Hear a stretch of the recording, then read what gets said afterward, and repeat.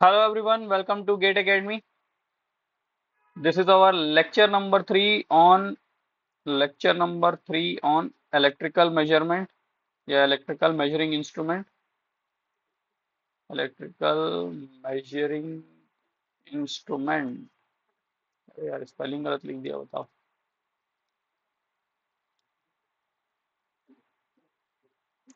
Electrical measuring instrument. Okay. और ये जो हमारा कोर्स है ये किसके लिए है? ये हमारा बीपीएससी एई एग्जाम के लिए है, जिसके अंदर हमारा पेपर नंबर 4 में जो जनरल इंजीनियरिंग वाला पार्ट है उसके अंदर इलेक्ट्रिकल मेजरमेंट का भी एक स्मॉल सा पार्ट है, उसको हम लोग यहाँ पे कवर कर रहे हैं, है ना. प्लस बहुत सारे और डिफरेंट डिफरेंट इलेक्ट्रिकल के और भी कुछ इसमें कोर्सेज हैं, है ना. और प्लस आप लोग जो सिविल के स्टूडेंट्स हैं या मैकेनिकल के स्टूडेंट हैं या इलेक्ट्रिकल के स्टूडेंट हैं, उन सभी के लिए जो कॉमन वाला पार्ट है वो भी हम लोग कवर कर रहे हैं, ठीक. तो अगर आप अपने बीपीएससी यही की एग्जाम के प्रिपरेशन के लिए बहुत सीरियस वे में, बहुत अच्छे तरीके से, एक वेल ऑर्गेनाइज्ड वे में, एक एग्जाम ओरिएंटेड वे में तैयारी करना चाहते हैं, तो गेट एकेडमी आप सभी के लिए बीपीएससी एई 2025 के लिए कोर्स लॉन्च किया हुआ है, जो कि मात्र 1111 रुपीज का है, ठीक है. इसके अंदर आपको सब कंप्लीट जो आपका कोर्स कवरेज है, सब चीज आपको यहाँ पे प्रोवाइड किया जाएगा, है ना. गाइडेंस भी प्रोवाइड की जाएगी आपको किस तरीके से आपको एग्जाम को क्लियर करना है, ठीक है. चलिए, तो हम लोग अपना आज का एग्जाम, अपने आज की क्लास को शुरुआत करते हैं, और हम लोग आज डिस्कस करने वाले हैं कि what are the basic characteristics of instrument. Basic characteristics of instrument. जब भी हम लोग देखिए कोई इंस्ट्रूमेंट लेने जाएंगे, हम लोग कोई सामान भी खरीदने जाते हैं, जैसे कि मैं कोई मोबाइल भी अगर लेने जाता हूँ, तो मैं क्या करता हूँ, उस मोबाइल के बारे में सब चीजें पता करता हूँ कि इस मोबाइल के अंदर भाई कितना रैम है, कौन सा प्रोसेसर है, ठीक है, कौन सा ऑपरेटिंग सिस्टम है कि नहीं, कितनी बैटरी है, क्या है, ये सब चीजें हम लोग इसमें पता करते हैं. तो ये इसकी क्या है, मोबाइल की एक कैरेक्टरिस्टिक्स है, जिससे हम लोग जज करते हैं कि जो मेरा मोबाइल है वो मेरे जो यूज है, जो मेरा पर्पज है, उसको फुलफिल कर रहा है या नहीं कर रहा है, अच्छा है या नहीं है. सिमिलरली जब आप एक मार्केट में जाओगे अपने लिए इंस्ट्रूमेंट खरीदने के लिए, मान लो आप एम मीटर लेने के लिए गए, मान लो आप वोल्ट मीटर लेने के लिए, मान लो आप एनर्जी मीटर लेने के लिए गए, तो आपके जो बेसिक रिक्वायरमेंट है कि एक इंस्ट्रूमेंट के पास क्या क्या चीजें होनी चाहिए, वो आज हम लोग पढ़ने वाले हैं, ठीक है. तो एक बेसिक इंस्ट्रूमेंट के अंदर जो एकदम मतलब इसके बाद और भी बहुत सारी चीजें हैं, बट ये चीजें आपको जरूरत है पढ़ने की, आपके एग्जाम पॉइंट ऑफ व्यू से ये इंपॉर्टेंट है. तो एक इंस्ट्रूमेंट जब भी आप लेने जाएंगे, तो उसके अंदर पहला चीज आपको ध्यान रखना है कि वो इंस्ट्रूमेंट क्या होना चाहिए, एक्यूरेट होना चाहिए. उस इंस्ट्रूमेंट के अंदर क्या होनी चाहिए, एक्यूरेसी होनी चाहिए. सेकंड थिंग, उसके पास क्या होना चाहिए, प्रिसीजन होना चाहिए, ठीक. थर्ड, वो लीनियर होना चाहिए, लीनियरिटी होनी चाहिए. क्यों होनी चाहिए, कैसी होनी चाहिए, कैसे लीनियर होगा नहीं होगा, ये सब हम लोग आगे डिस्कस करने वाला है. पूरा लेक्चर इसी के ऊपर बेस्ड है, ठीक है. देन हम लोग सेंसिटिविटी की बात करते हैं कि कोई इंस्ट्रूमेंट सेंसिटिव होना चाहिए या नहीं होना चाहिए, ठीक है. डेड टाइम, जेड जोन, एक साथ आप बात कर सकते हो, ठीक है. एंड एट द एंड हम लोग बात करेंगे रेजोल्यूशन की, ठीक. तो वन बाय वन हम लोग एक एक पार्ट को लेते हैं. पहले हम लोग स्टार्ट करते हैं एक्यूरेसी के साथ, है ना. तो accuracy, what is accuracy. Accuracy indicates the degree of closeness. मतलब मेरी जो मेजर्ड वैल्यू है, मेजर्ड वैल्यू कौन देता है, मेरी मेजर्ड वैल्यू जो मेरा मीटर प्रोवाइड करता है, मुझे मीटर प्रोवाइड करता है, क्या दे रहा है, मान लो मेरी ट्रू वैल्यू. ट्रू वैल्यू मतलब क्या, जो मैं मैथमेटिकली लाया हूं, या मुझे पता है कि भैया इतनी ट्रू वैल्यू इसकी है. तो ट्रू वैल्यू क्या होती है, एक्चुअल वैल्यू. एक्चुअल वैल्यू मान लो 10 एम्पियर है, ठीक है. सपोज कर लेते हैं कि मेरी एक्चुअल वैल्यू क्या है, 10 एम्पियर है, और मेरी जो मेजर्ड वैल्यू है, जो कि मुझे मीटर प्रोवाइड करता है, वो कितना आ रहा है, वो कितना आ रहा है, 9 एम्पियर आ रहा है. तो क्या मैं इस इंस्ट्रूमेंट को ये कह सकता हूं कि ये इंस्ट्रूमेंट 100% एक्यूरेट है, तो नहीं. क्यों नहीं है, क्योंकि इसकी जो मेजर्ड वैल्यू है इस ट्रू वैल्यू से काफी मतलब डिफरेंस है दोनों के बीच में, दोनों एकदम बहुत करीब करीब नहीं है, या दोनों एग्जैक्टली सेम भी नहीं है. सेम होंगे तभी हम लोग बोलेंगे कि वो 100% एक्यूरेट है, तो 100% एक्यूरेट तो नहीं है. तो कितना परसेंट एक्यूरेट है भैया, तो ये है 90% एक्यूरेट है ये, है ना. क्योंकि इसका 90% ही वो क्या दिखा रहा है, हमको दिखा रहा है, बाकी तो नहीं दिखा रहा है, ठीक. तो जो एक्यूरेसी होती है वो क्या होती है, accuracy is degree of closeness of measured quantity to true value. आपकी मेजर्ड वैल्यू आपकी ट्रू वैल्यू से कितनी पास है, कितनी करीब है, वो हमको बताता है एक्यूरेसी, ठीक है.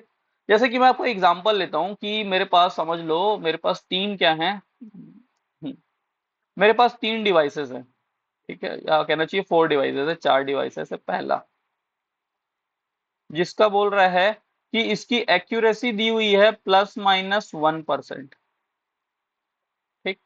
दूसरा मेरे पास एक डिवाइस है, आपको इससे ज्यादा एग्जांपल से ज्यादा बेटर वे में समझ आएगा, जिसकी एक्यूरेसी दी हुई है +-98%।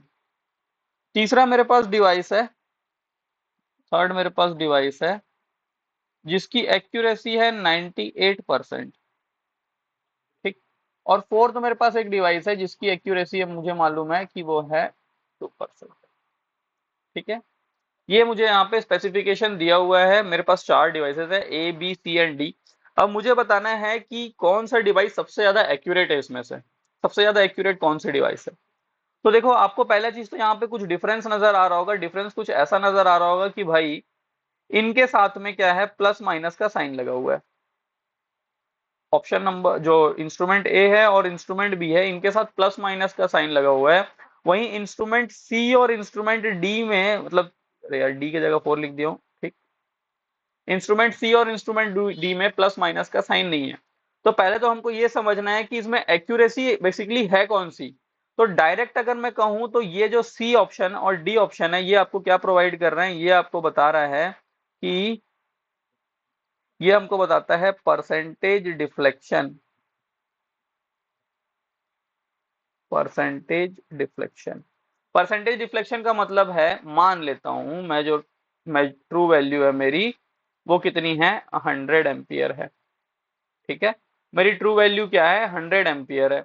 तो अगर मैं अपने सी वाले इंस्ट्रूमेंट से इसको मेजर करूंगा, तो ये ना 100 का 98% ही शो करेगा, 98% ऑफ 100। ठीक। तो सी कितना इंस्ट्रूमेंट, सी इंस्ट्रूमेंट से अगर मैं 100 एम्पियर को चेक करूंगा तो मुझे क्या दिखाएगा, 98 एम्पियर दिखाएगा। मतलब कि जो मेरा पॉइंटर है, ये मेरा स्केल रहेगा, ये मेरा स्केल रहेगा, ये मेरा स्केल रहेगा, ये जीरो है, फिर ये वैल्यू है जो भी। तो मेरा पॉइंटर कितने तक के जाएगा, मेरा पॉइंटर केवल 98% ऑफ उस वैल्यू के तक जाएगा, जिस भी वैल्यू को मैं मेजर कर रहा हूँ। समझ आ रही बात। मैं 100 मेजर कर रहा हूँ तो 100 का 98% तक ही जाएगा, मैं 200 मेजर कर रहा हूँ तो 200 का 98% तक ही जाएगा। समझ आ रही बात। 196 दिखाएगा मुझे 200 की जगह। तो ये मेरा होता है परसेंटेज डिफ्लेक्शन। वही 2% का मतलब है कि अगर मैं इस 100 एम्पियर के करंट को डिवाइस नंबर डी या इंस्ट्रूमेंट नंबर डी से मेजर करूंगा, तो ये मुझे जो भी मेरी मेजर ट्रू वैल्यू है उसका केवल और केवल कितना दिखाएगा, ये केवल और केवल कितना शो करेगा, 2% ही शो करेगा। तो ये आपको 2 एम्पियर की रीडिंग देगा। तो अब आप बताइए कि 100 मेजर करने से मुझे कोई डिवाइस 98 दे रहा है, 98 शो करता है, और वही 100 एम्पियर मेजर करने से मेरा ऑप्शन डी डिवाइस जो है मेरा 2 एम्पियर शो कर रहा है। तो कौन ज्यादा एक्यूरेट है। तो सी और डी में से अगर जो हमने यहाँ से कंपैरिजन किया है, C is more accurate than D, C is more accurate than D. लेकिन अभी भी भैया हमारे पास क्या बचा है, हमारे पास ऑप्शन नंबर ए और ऑप्शन नंबर बी पे चर्चा करना बचा है। क्या +-98% लिखा होना और केवल 98% लिखा होना दोनों सेम होता है क्या, तो नहीं।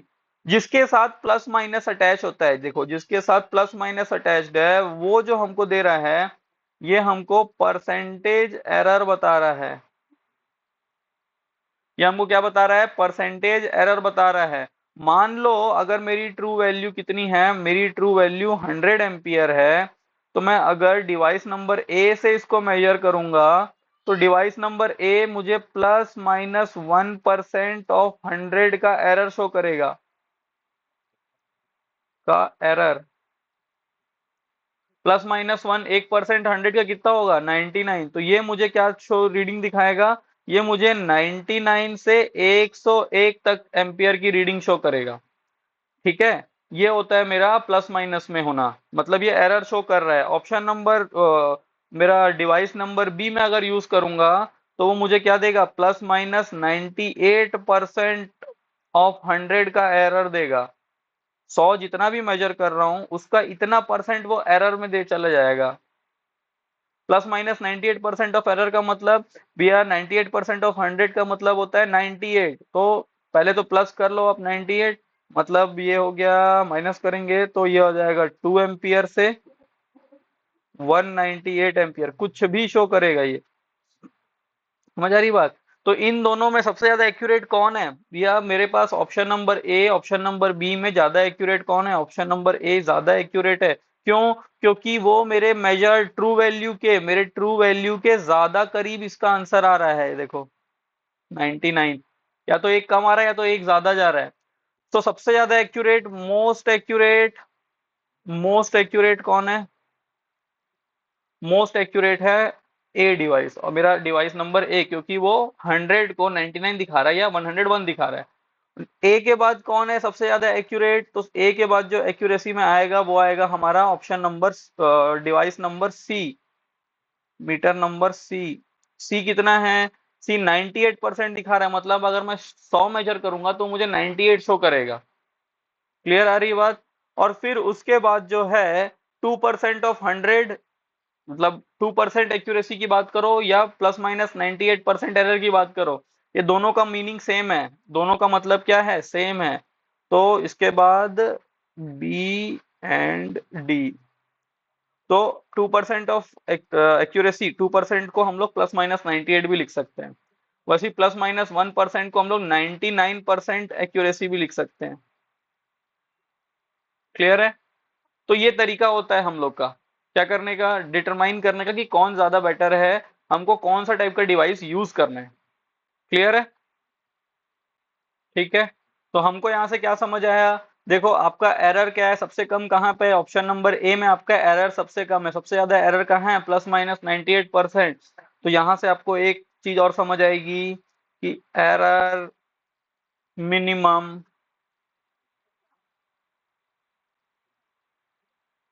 तो एक्यूरेसी मैक्सिमम। जिस भी डिवाइस के अंदर एरर क्या होगा, एक कम से कम होगा, उस डिवाइस का जो एक्यूरेसी होगा वो क्या होगा? मैक्सिमम होगा। क्लियर है? तो अब आपको हम लोग का क्वेश्चन देगा, अगर ऐसे क्वेश्चन आपसे नहीं पूछने वाला, बट ये मैं आपको समझाने के लिए बता रहा हूँ कि आपसे अगर कोई पूछेगा कि कौन सा डिवाइस ज्यादा एक्यूरेट है, प्लस माइनस 2% वाला या 2% वाला, तो प्लस माइनस 2% वाला, क्योंकि वो एरर है तो एरर का मतलब हुआ उसमें केवल 2% का ही एरर आ रहा है, बाकी वो 98% सही शो करेगा। लेकिन अगर कहीं पे 2% डिफ्लेक्शन ही लिखा हुआ है, 2% लिखा है, इसका मतलब वो जो भी वैल्यू है उसका केवल और केवल 2% शो करेगा। तो ये परसेंटेज एरर आप कह लो, या इसको कह लो कि ये डिविएशन है। डिविएशन, डिविएशन मतलब अपने ट्रू वैल्यू से वो कितना ज्यादा भटक गया, और डिफ्लेक्शन मतलब अपनी ट्रू वैल्यू का कितना वो शो कर पा रहा है।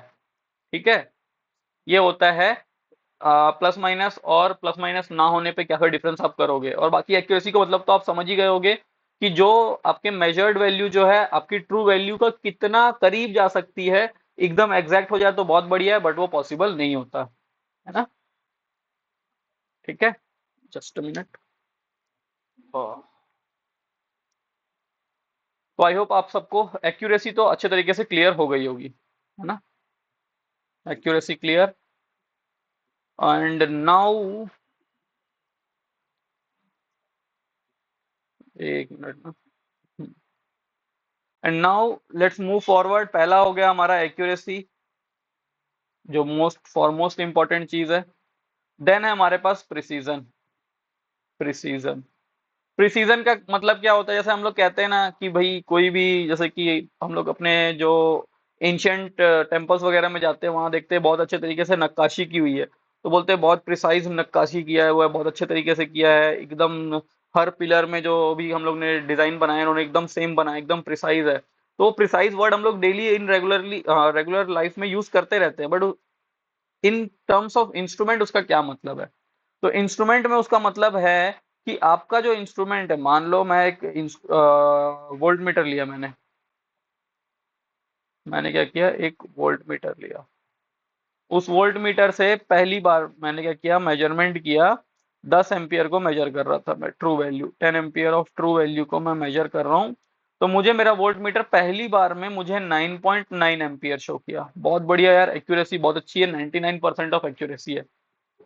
मैंने जब उसका दूसरा रीडिंग लिया, क्योंकि देखो आप लोग भाई अपने कॉलेज टाइम में प्रैक्टिकल किए होंगे, तो आपने वहां देखा होगा कि हम लोग बहुत सारी रीडिंग लेते हैं, 10 रीडिंग्स, 15, 20 रीडिंग्स लेते हैं। तो पहला रीडिंग लिया तो मेरा 9.9 एम्पियर आया, अगला रीडिंग लिया तो 5 एम्पियर शो कर दिया। हाँ, फिर अगला रीडिंग लिया तो फिर ये कितना शो किया, फिर वो मुझे 10.5 शो कर दिया। ठीक। तो ये जो है ये मेरा इंस्ट्रूमेंट, अगर मैं पहली बार में ही इसको जज कर लेता, फर्स्ट टाइम में ही बस मैं चेक किया और देखता और बोलता तो अरे वाह बहुत ही बढ़िया इंस्ट्रूमेंट है, एकदम सही इंस्ट्रूमेंट है, इससे अच्छा इंस्ट्रूमेंट हो नहीं सकता। लेकिन मैंने उसको जब कई बार और चेक करके देखा, एक बार, दो बार, तीन बार, तो वो इंस्ट्रूमेंट जो वैल्यू शो कर रहा था वो पहले से बहुत ही ज्यादा अलग आ रही, बहुत ही कम या बहुत ज्यादा आ जा रही है। ठीक। तो क्या मैं कहूंगा कि ये इंस्ट्रूमेंट प्रिसाइज है? तो नहीं, ये इंस्ट्रूमेंट क्या नहीं है, प्रिसाइज नहीं है। ठीक। प्रिसीजन का मतलब क्या है? प्रिसीजन का मतलब है कि आपने जो वैल्यू लाई थी, मतलब आपकी जो वैल्यू आ रही है 10 एम्पियर मेजर करने से आपकी जो वैल्यू है, वो अगर मैं ऐसे कहूं कि एक बार 9.9 आई, अगले बार आपने मेजर किया 9.8 आई, एक बार आपने मेजर किया 10 आई, फिर आपकी 10.1 आई, 10.2 आई, ठीक है, फिर 9.9 आई, फिर 9.8 आई, ऐसे करके आप उसको 5 6 10 बार भी मेजर कर रहे हो, तो भी आपकी वैल्यू क्या एकदम पास पास ही आ रही है, बहुत ही पास पास वैल्यू आपकी फिर से शो कर रहा है वो। ठीक। तो ऐसा जो इंस्ट्रूमेंट रहेगा उसको हम लोग क्या कहेंगे, उसको हम लोग कहेंगे कि ये प्रिसाइज इंस्ट्रूमेंट है। ठीक। ये कैसा इंस्ट्रूमेंट है? प्रिसाइज इंस्ट्रूमेंट है। लेकिन वो इंस्ट्रूमेंट जो अपनी वैल्यूज का जो उसकी बार बार जो वैल्यू आ रही है वो एकदम सेम सेम एग्जैक्ट या रिप्रोड्यूस नहीं हो रही है वो, उसको हम लोग क्या कहेंगे, वो प्रिसाइज इंस्ट्रूमेंट नहीं है। ठीक है। तो क्या है हमारा, कह रहा है यहाँ पे द मोस्ट रिपीटेबल वैल्यू, जो सबसे ज्यादा रिपीट हो रही है वैल्यू, और reproducible value, the most repeatable value और reproducible value out of set of record. Clear? तो प्रिसीजन का मतलब होता है degree of reproducibility of the measurement, मतलब आपने अगर 10 को मेजर किया है, 10 एम्पियर को मेजर किया है, और आपका एमीटर 9.9 या 9.8 शो कर रहा है, तो अगर मैं उसको 10 बार भी मेजर करूं तो भी वो कितना 9.8 या 9.9 ही शो करे, ये नहीं कि कभी 7 शो कर दे रहा है, कभी 11 शो कर दे रहा है। क्लियर? ये होता है हमारा क्या, दिस इज कॉल्ड प्रिसीजन। ठीक। अब मेरा एक क्वेश्चन बनता है कि चलो ठीक है, पहले जो ऊपर लिखा है इसको पूरा मिटा लें क्योंकि हमको जगह चाहिए। ठीक है, ये अब आपको क्लियर हो गया होगा।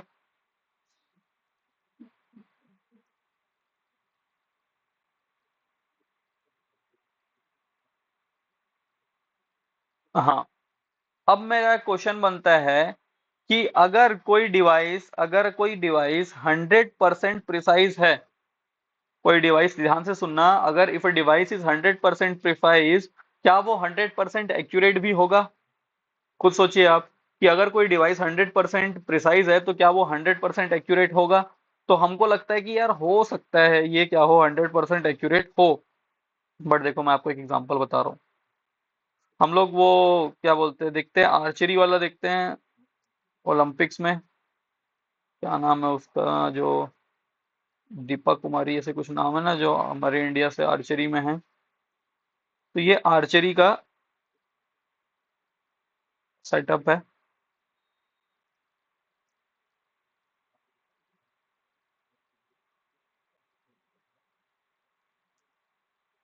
ठीक। तीन कैंडिडेट्स हैं, तीन कैंडिडेट्स हैं जिनको हम क्या कर रहे हैं, लाइन बाय लाइन।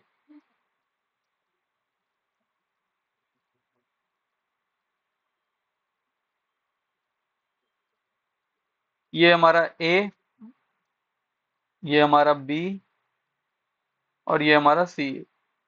ठीक है। तीन अलग अलग कैंडिडेट्स हैं, वो क्या करेंगे, अब आर्चरी करेंगे, उन्होंने शूटिंग किया। क्लियर?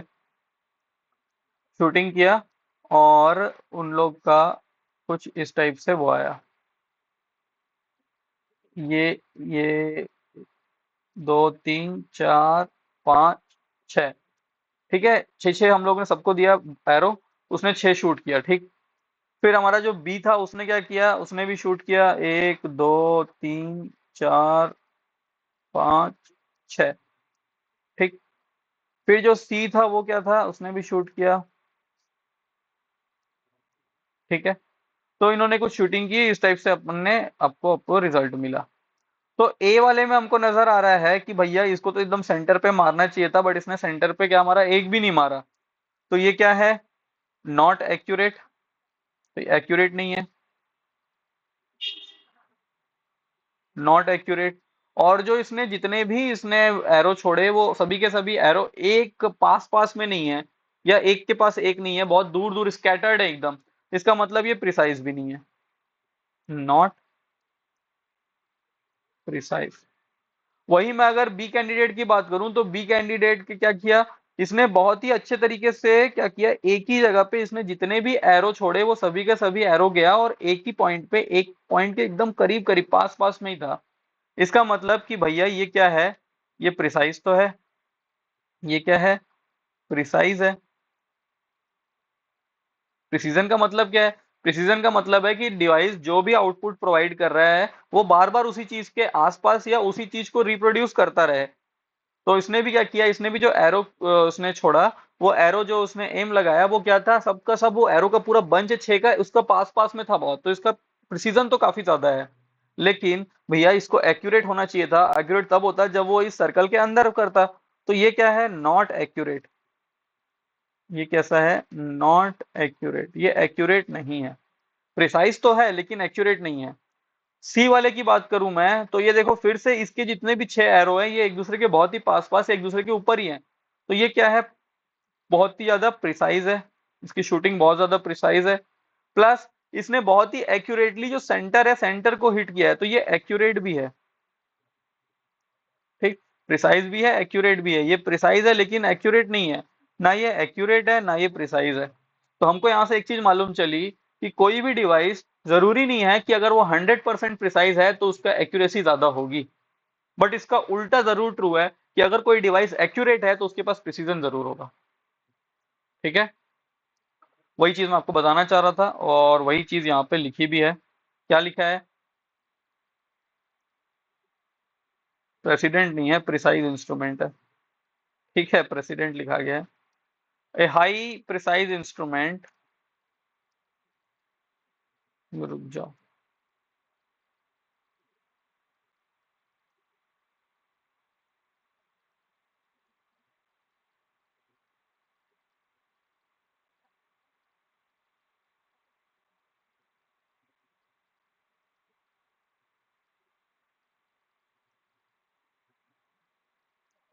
ए हाई प्रिसीजन इंस्ट्रूमेंट में और मे नॉट भी एक्यूरेट, हो सकता है वो एक्यूरेट हो और हो सकता है वो एक्यूरेट ना भी हो। That is precision does not give the guarantee about accuracy. अगर आपका डिवाइस प्रिसाइज है तो आप ये नहीं कह सकते कि वो एक्यूरेट होगा ही होगा। तो जब भी आप मार्केट में जाएं, वहां से आप जब भी डिवाइस खरीदें तो आप इस बात का जरूर ध्यान रखें कि केवल और केवल प्रिसीजन देख के आप डिवाइस को ना खरीदें, बिकॉज हो सकता है कि वो डिवाइस 100% प्रिसाइज हो लेकिन उसकी एक्यूरेसी के ऊपर अभी भी सवाल है। आपको एक्यूरेसी सबसे पहले चेक करनी है because accuracy is the most important factor. ठीक, लेकिन वहीं पे, लेकिन अगर कोई इंस्ट्रूमेंट एक हाई एक्यूरेसी इंस्ट्रूमेंट है, a high accuracy instrument is a precision instrument. तो कोई भी अगर इंस्ट्रूमेंट जिसके अंदर एक्यूरेसी बहुत ज्यादा है वो क्या होगा, प्रिसाइज भी होगा। तो एक्यूरेसी गारंटीज प्रिसीजन, एक्यूरेसी है तो प्रिसीजन होगा ही होगा। Accuracy guarantees precision, but precision है तो एक्यूरेसी होगी, ये बात का कोई गारंटी नहीं। क्लियर, आई होप आप सभी को प्रिसीजन वाला जो पार्ट है ये आपको अच्छे तरीके से समझ आ गया होगा। ठीक है, चलते हैं आगे और हम लोग देखते हैं अपना नेक्स्ट प्रॉपर्टी। हमारा हो गया एक्यूरेसी, हमारा हो गया प्रिसीजन। अब हम लोग बात करेंगे लीनियरिटी के बारे में। What is linearity.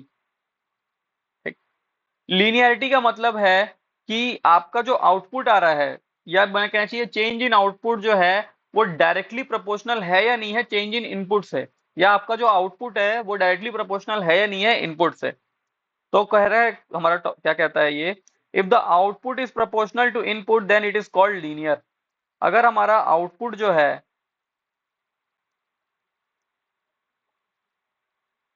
मिनट यार ब्राइटनेस बहुत ज्यादा हो गई है, मुझे ना कर्सर ही नजर नहीं आ रहा है। हम्म, अभी भी नहीं दिख रहा।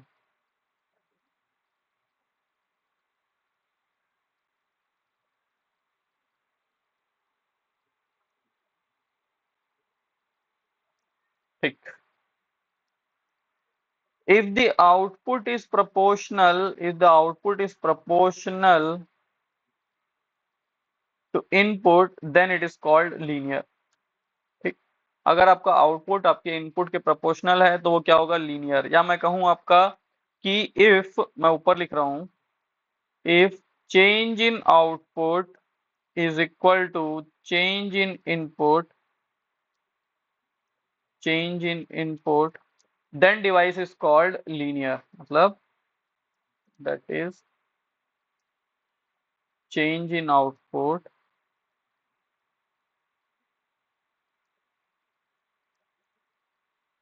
is equal to या directly proportional to change in input, then the device is said to be linear device. और जब भी आप एक ऐसे डिवाइस का ग्राफ ड्रॉ करोगे, जब भी आप एक ऐसे डिवाइस के लिए ग्राफ ड्रॉ करोगे, तो मैं कह रहा हूं कि मेरा इनपुट यहाँ है, मेरा आउटपुट मैं वाई एक्सिस में शो कर रहा हूं, तो जैसे जैसे मैं इनपुट चेंज करूंगा वैसे वैसे मेरा आउटपुट अगर चेंज होगा, तो मेरा ग्राफ कुछ इस तरीके से नजर आएगा, जो कि एक स्ट्रेट लाइन होगी पासिंग थ्रू दी ओरिजिन।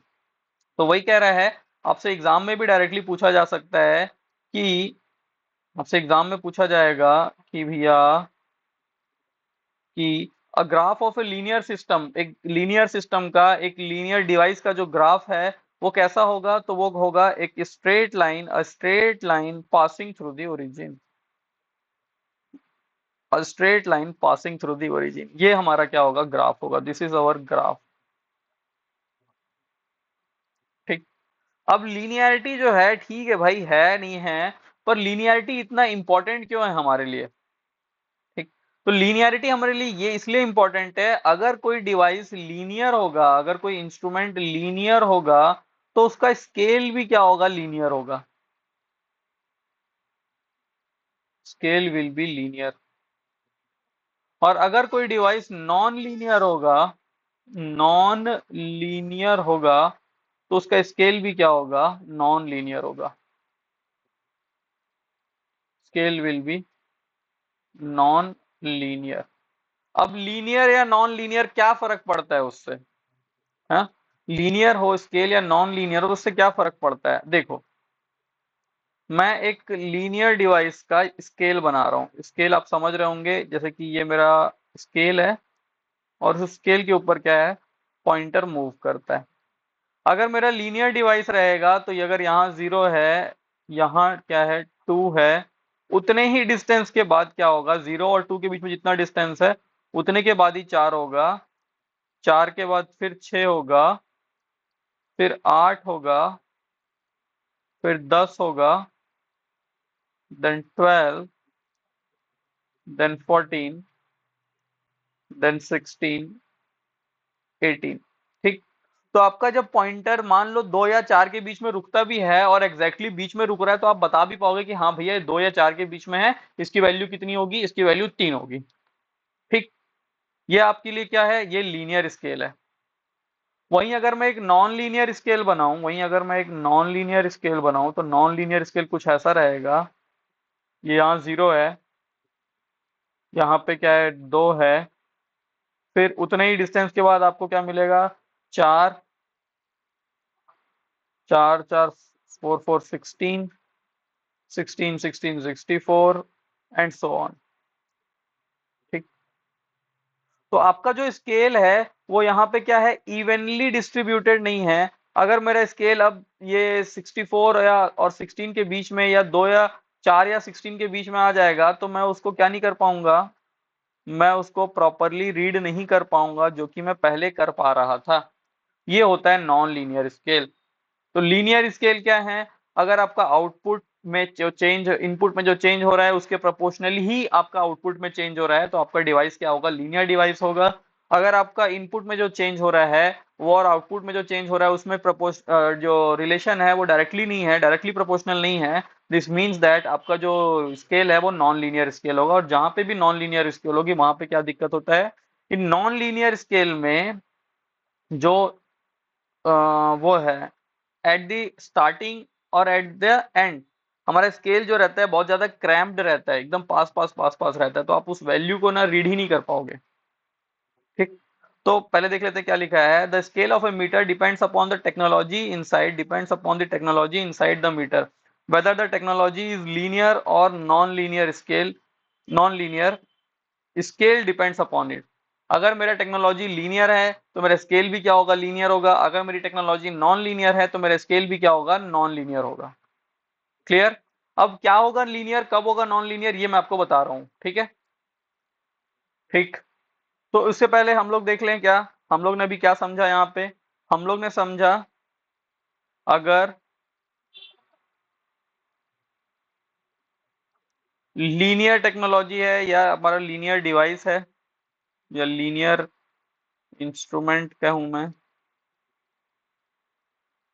तो जो मेरा स्केल क्या होगा, ये होगा यूनिफॉर्म स्केल। Uniform scale. जो हम लोग अपने घर में, स्केल का मतलब ये होता है ना, ये जो 0 2 4 ऐसा करके लिखा हुआ है। अब हम लोग जो अपने ये लेंथ मेजर करने के लिए जो स्केल यूज करते हैं, उसके अंदर क्या है, 0 से लेके 1 सेंटीमीटर के बीच में 10 ऐसे लाइंस हैं।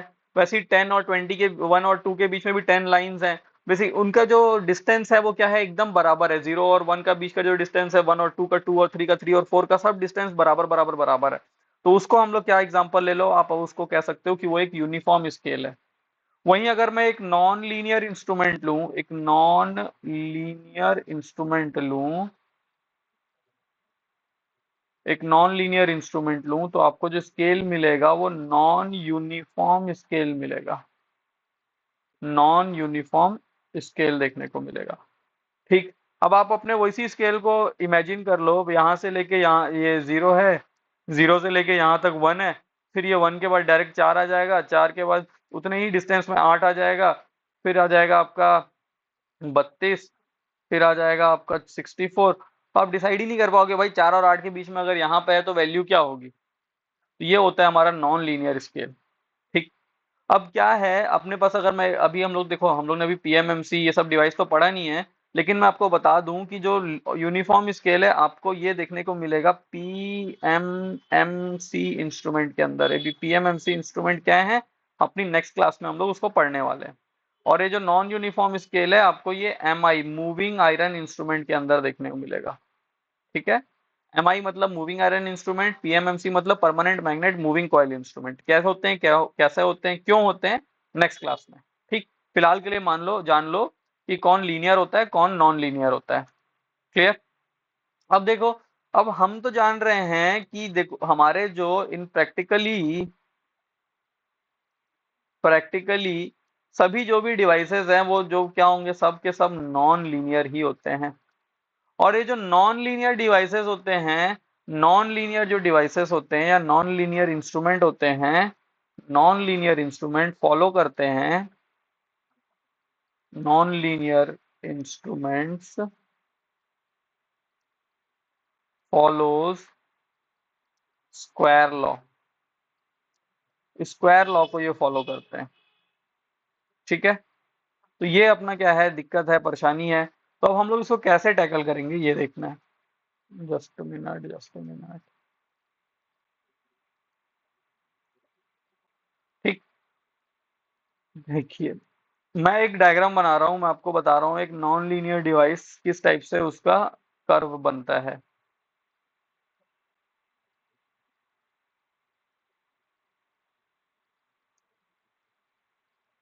ये मेरा लीनियर डिवाइस के लिए था, ये मेरा नॉन लीनियर डिवाइस के लिए। ये यहाँ पे इनपुट शो कर रहा हूँ, मैं यहाँ पे आउटपुट शो कर रहा हूँ। देन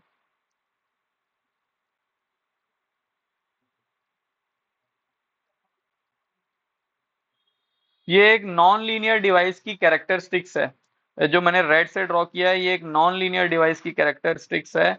वहीं पे मैं जो इस येलो से ड्रॉ कर रहा हूँ,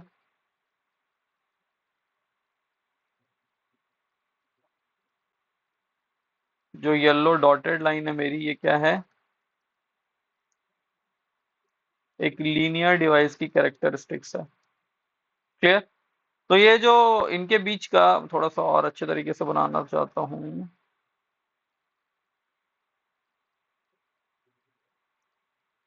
थोड़ा 2 मिनट बस।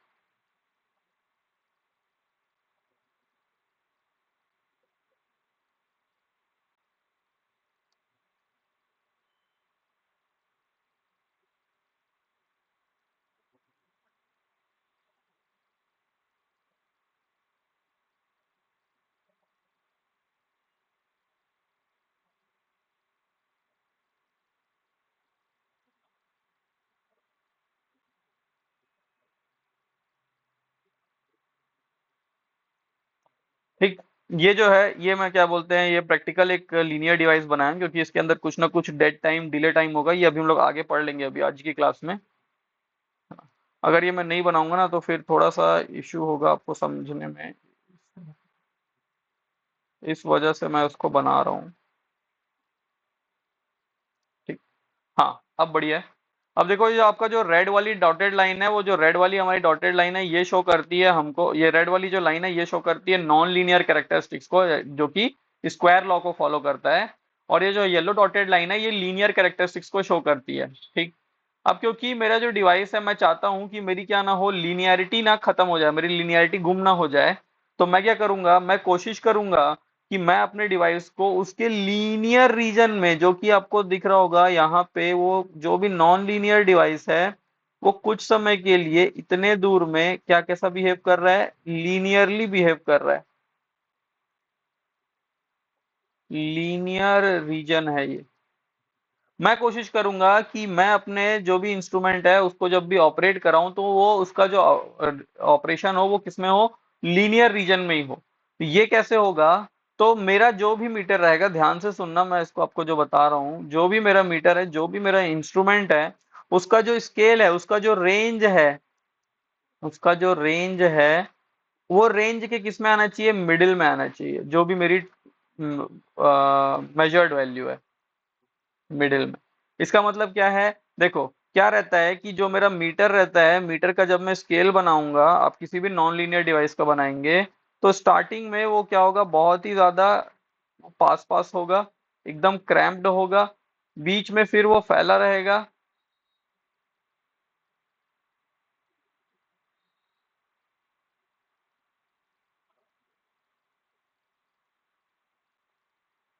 ये मैं बनाया, अपना स्केल बना रहा हूँ। ठीक। शुरुआत में ये क्या होगा, बहुत ही ज्यादा क्रैम्प्ड होगा, एक दूसरे के आसपास होंगे।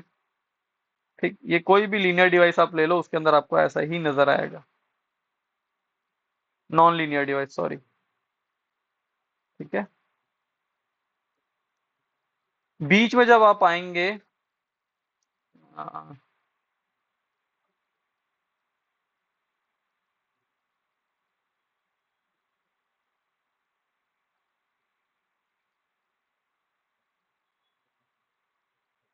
ठीक है, स्टार्टिंग में बहुत ज्यादा क्रैम्प्ड, देन ये जैसे ही आप बीच में आओगे, ये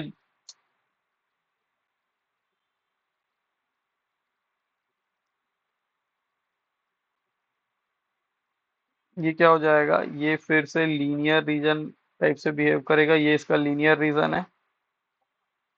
और फिर जैसे ही आप एंड की तरफ आना स्टार्ट हो जाओगे, आपकी फिर से जो ये लाइंस है वो क्रैम्प्ड हो जाएंगी। क्लियर। तो ये रहा एट स्टार्ट,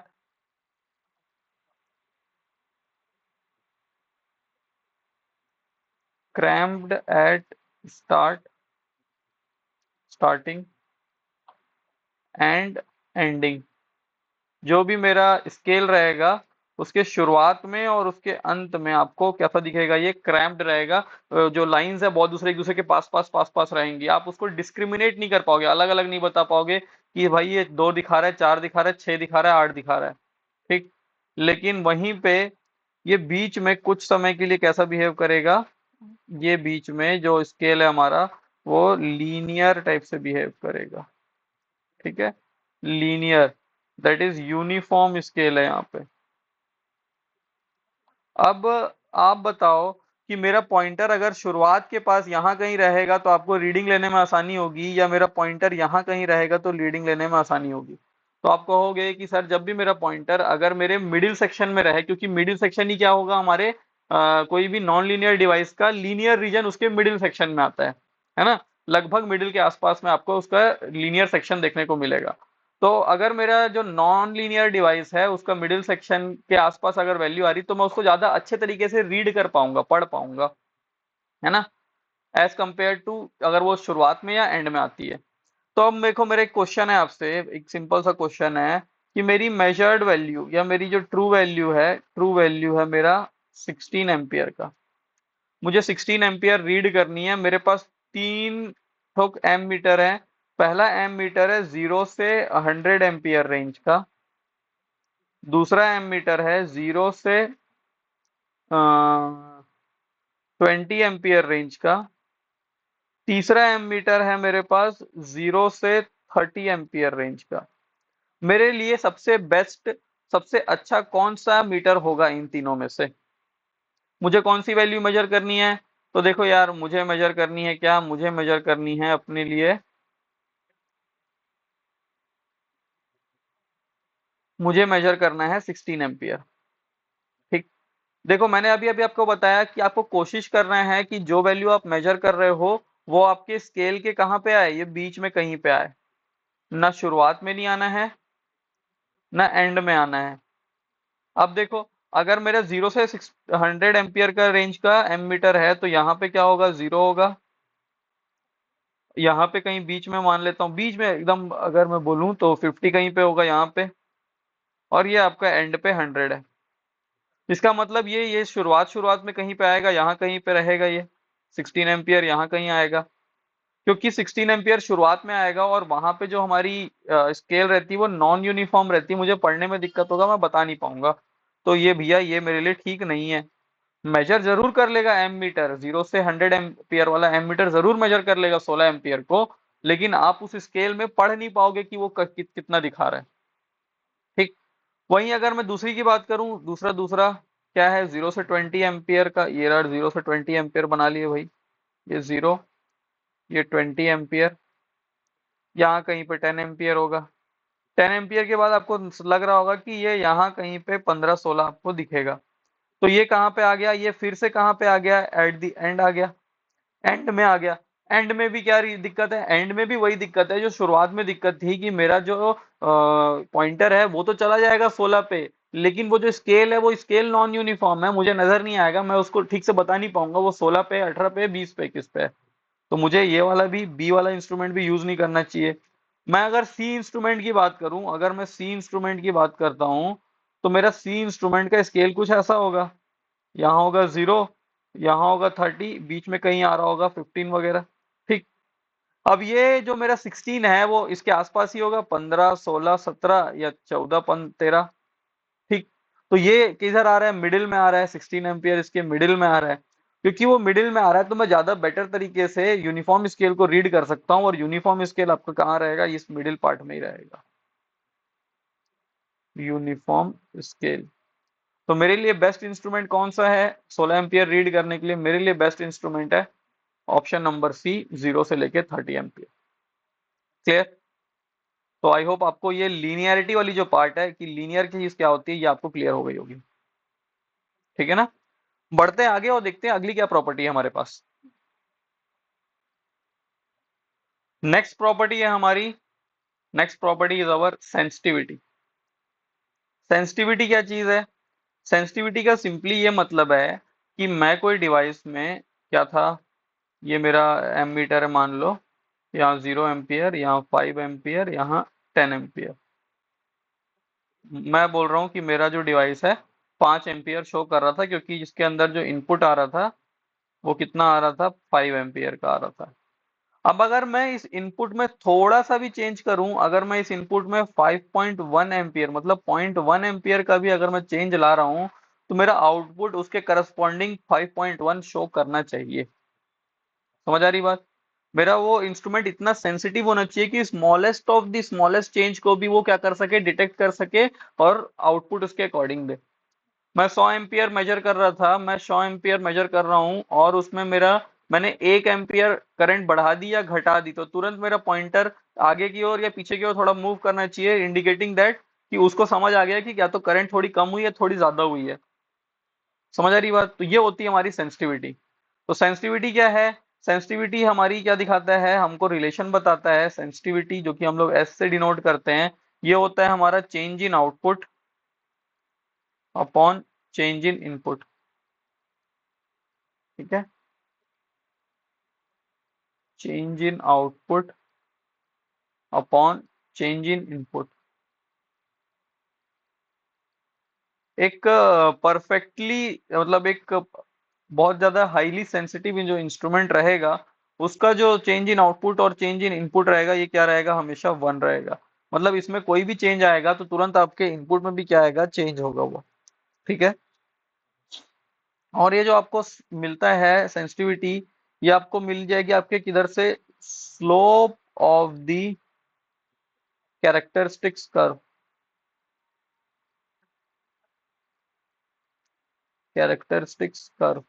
और उस स्लोप का क्या होगा, वो वैल्यू टेन थीटा। और जब थीटा की वैल्यू, जब इस थीटा की value when theta is equal to 45 degree, then sensitivity is equal to 1। ठीक है। और जब सेंसिटिविटी 1 होगी तो हमारा डिवाइस कैसा रहेगा, लीनियर डिवाइस रहेगा, क्योंकि सिंपल सी बात है, अगर आपके कैरेक्टरिस्टिक्स कर्व ऐसा बन रहा है, इनपुट ये आउटपुट, और आपकी कैरेक्टरिस्टिक्स कर्व क्या है, कुछ इस तरीके से अगर शो हो रही है, तो जाहिर सी बात है वो लीनियर होगा। और लीनियर के साथ अगर ये थीटा की जो डिग्री है ये 45 डिग्री हुई, तो आपकी जो सेंसिटिविटी भी है वो भी क्या होगी, ज्यादा होगी, दैट इज सेंसिटिविटी भी आपका क्या होगा, 1 होगा। ठीक है। तो क्या कह रहा है एक बार देख लेते हैं। It indicates the relation between the change in output trading for the change in the input reading. Trading नहीं है यार, ये रीडिंग है। थोड़ा थोड़ा सा मिस्टेक हो जा रहा है।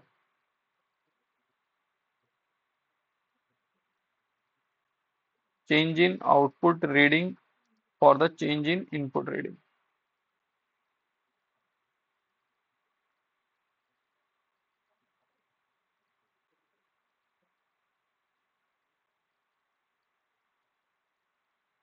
ठीक है। तो आउटपुट रीडिंग में जो भी चेंज आ रहा है, इनपुट में कोई भी चेंज आने की वजह से, उसको हम लोग कहते हैं क्या, सेंसिटिविटी। और ये जो रिलेशन है ये लीनियर भी हो सकता है, नॉन लीनियर भी हो सकता है ना। जरूरी नहीं कि स्लोप हमेशा ही 1 आएगा। स्लोप कम ज्यादा भी हो सकता है। 1 रहेगा तो दिस मीन्स दैट जो हमारा रिलेशन है वो क्या है, लीनियर है। और अगर 1 नहीं है तो इसका मतलब वो क्या है, नॉन लीनियर है। ठीक। हम कोशिश जरूर करेंगे कि जो हमारी रिलेशनशिप जो आ रही है वो कैसी रहे, जो स्लोप रहे वो कितने बराबर रहे, 1 के इक्वल रहे, ताकि हमारा डिवाइस सेंसिटिव भी हो, साथ ही साथ वो क्या हो भी, लीनियर भी हो। है ना। For a perfect linear instrument theta is equal to 45 degree. ये जो थीटा की वैल्यू यहाँ पे मैंने आपको दिखाई है, थीटा की वैल्यू 45 डिग्री होगी, और therefore slope is equal to 1। तो एग्जाम में आपसे पूछेगा एक परफेक्टली सेंसिटिव इंस्ट्रूमेंट के लिए थीटा की वैल्यू या सेंसिटिविटी की वैल्यू क्या होगी, 1 होगी। एक परफेक्टली लीनियर इंस्ट्रूमेंट के लिए एस की स्लोप क्या होगा, स्लोप होगा 1 होगा। ठीक। अगर for basic instrument, for basic instruments, for basic instrument जो सेंसिटिविटी होती है, ये हम लोग देते हैं 1/i full scale deflection. 1/i full scale deflection. IFSD क्या चीज है, full scale deflection current. IFSD means that क्या होता है, ये फुल स्केल डिफ्लेक्शन करंट होती है, ये हमारा सेंसिटिविटी है। S sensitivity. क्लियर है। तो हम चाहते हैं कि हमारा डिवाइस क्या हो, हाईली सेंसिटिव हो। इसका मतलब इनपुट में मैं थोड़ा सा भी, जरा सा भी चेंज लाता हूं तो उसके करस्पॉन्डिंग आउटपुट में मुझे चेंज दिखना चाहिए। ठीक है। और अगर दिख रहा है, अगर सेंसिटिविटी की वैल्यू 1 है, तो हमारा स्लोप क्या आएगा, थीटा की वैल्यू समय क्या होगी, 45 होगी, और हमारा जो डिवाइस होगा वो क्या होगा, लीनियर डिवाइस होगा। क्लियर। तो ये होती है हमारी सेंसिटिविटी। सेंसिटिविटी हो गई हमारी। अब हम लोग देख लेते हैं इसके आगे, और हम लोग अब देखेंगे रेजोल्यूशन क्या चीज है।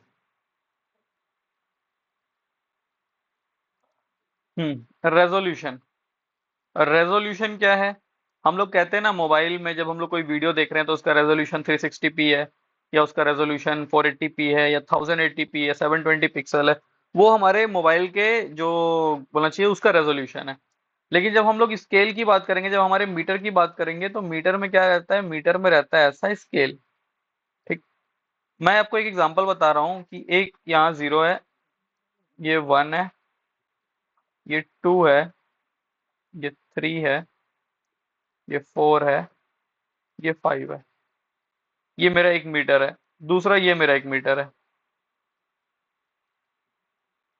ये 0 है, 1, 2, 3, 4, 5। लेकिन इसके बीच में भी 1 2 3 4 5 6 7 8 9 10, जो भी 4 5 6 7 8 9, 1 2 3 4 5 6 7 8।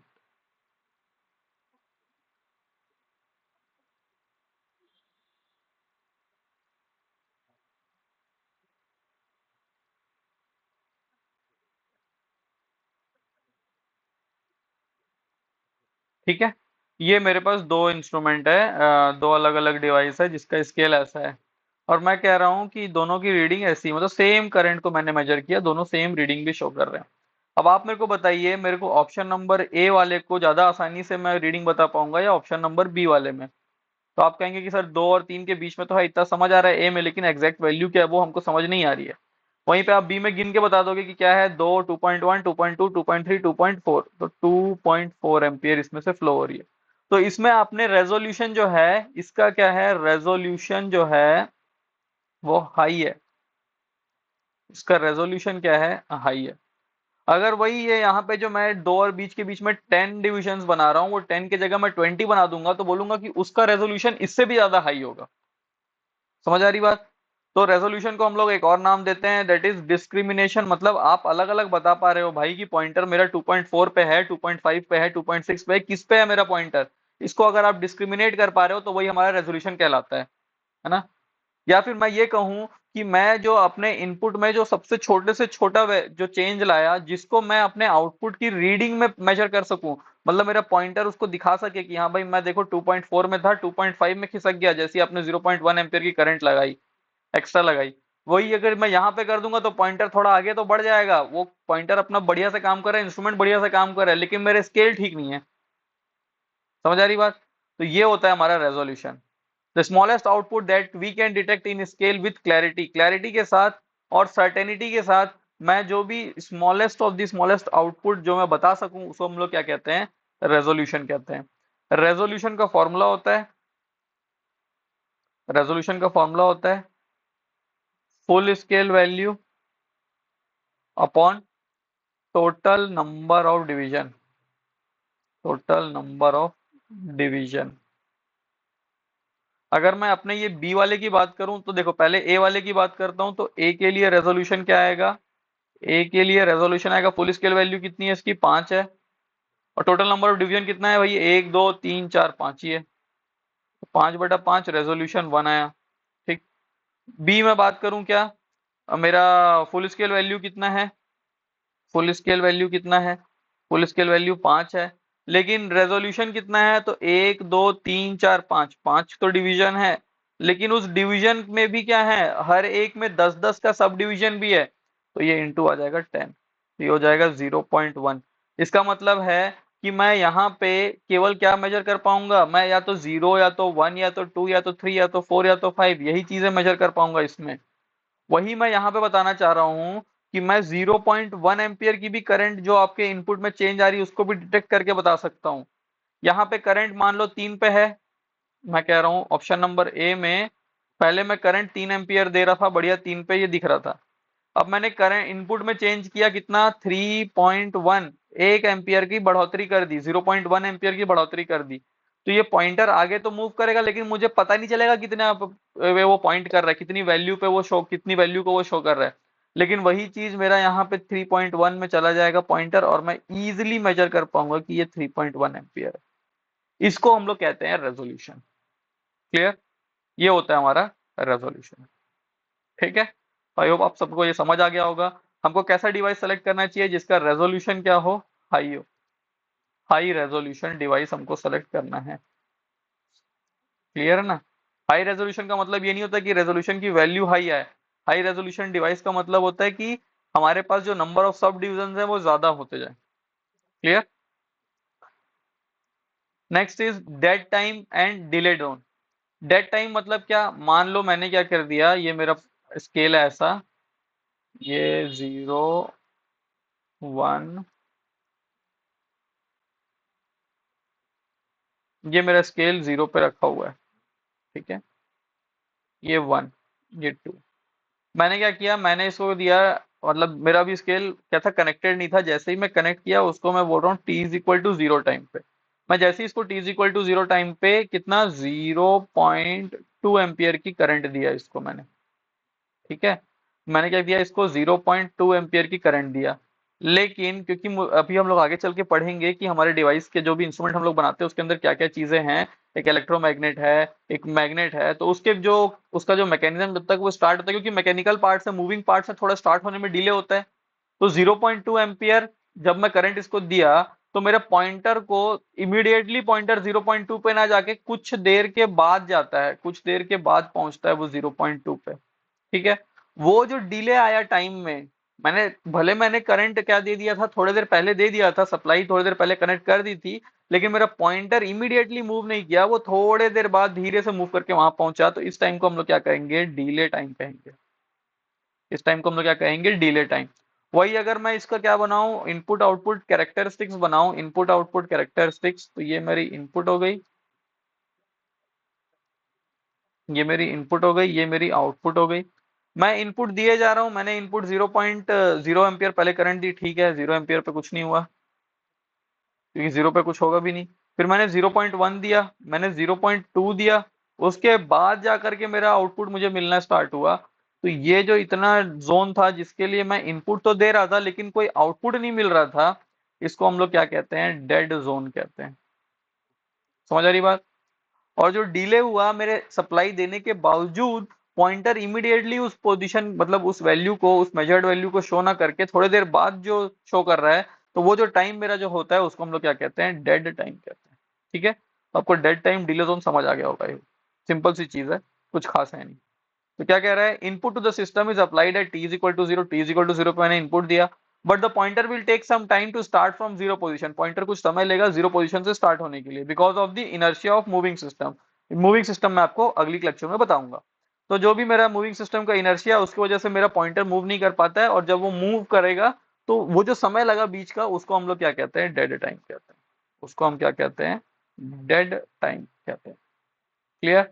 तो ये होता है हमारे कैरेक्टरिस्टिक्स ऑफ इंस्ट्रूमेंट, कि क्या क्या एक इंस्ट्रूमेंट के पास कैरेक्टरिस्टिक्स होनी चाहिए, क्या क्या होनी चाहिए भाई, फिर से शुरुआत कर लें। एक्यूरेसी, एक्यूरेसी क्या होने है, एक बार हम लोग देख लें, और भी कुछ इसके बाद बच रहा है क्या, नहीं नहीं नहीं नहीं नहीं। ठीक।